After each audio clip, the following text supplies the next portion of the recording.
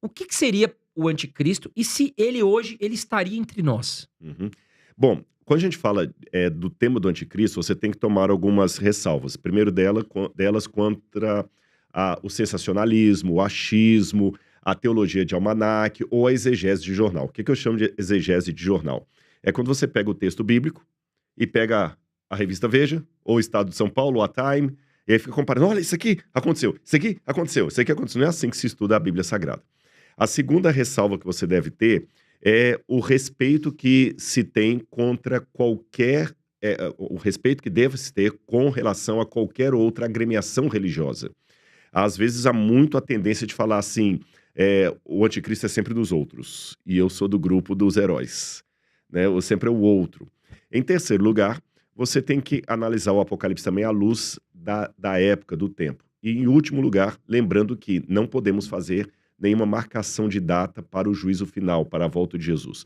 Ainda que tenhamos questões ambientais, sociais, econômicas, que o anticristo está ligado com a economia também, para dizer: estamos vivendo tempos sombrios que parecem muito com os últimos tempos, mas não podemos jamais marcar qualquer data no calendário, porque Deus não nos autorizou isso. Pois bem, a partir desses preâmbulos, quem seria o anticristo? O anticristo será um personagem que surge de uma apostasia do próprio cristianismo. Talvez a palavra apostasia possa não ser tão de domínio comum das pessoas que estão fora do ambiente religioso, eu vou explicar. Apostasia é uma palavra grega, apostasia, em grego, significa separação, ruptura, quebra de aliança, quebra de acordo, traição. E o apóstolo Paulo falou que antes da vinda de Cristo, que aconteceria a grande apostasia no meio do povo de Deus. E que essa grande apostasia é que revelaria o filho da perdição, que se assenta sobre o santuário de Deus, ostentando-se como se fosse o próprio Deus. Muitos pensam: poxa, se ele se assenta sobre o santuário, ele se assenta sobre o templo fica em Jerusalém, então o anticristo é alguém que vai construir o templo. Não. A palavra santuário que é usada por Paulo ali, naos, é diferente da palavra templo, que aparece referindo-se ao templo de Jerusalém, que seria hieros, tá certo? Então, Paulo não está falando de um templo em Jerusalém. Jesus falou que aquele templo não seria novamente reconstruído. Se um anticristo reconstruir um templo em Jerusalém, Jesus virou mentiroso, porque ele falou que ali não ficaria pedra sobre pedra que não fosse derrubada. O templo não será novamente reconstruído. Então, o santuário de Deus tem que ser a própria igreja, o povo de Deus. E o anticristo tem que ser uma figura apóstata. Com isso, eu já elimino vários candidatos. O anticristo não pode ser um muçulmano, não pode ser um ateu, não pode ser um comunista. Por qual razão? Bom, simples. A matemática é fácil de fazer. Para você ser um morto, qual é o pré-requisito? Um dia ter vivido. Para você ser um divorciado, o pré-requisito é um dia ter sido casado. Para ser um adúltero, o pré-requisito é um dia você foi fiel. Para ser um apóstata, um dia você tem que ter sido um cristão genuíno. Correto? Então, tem que ser alguém do meio do cristianismo. Agora, antes que eu aponte, será um papa?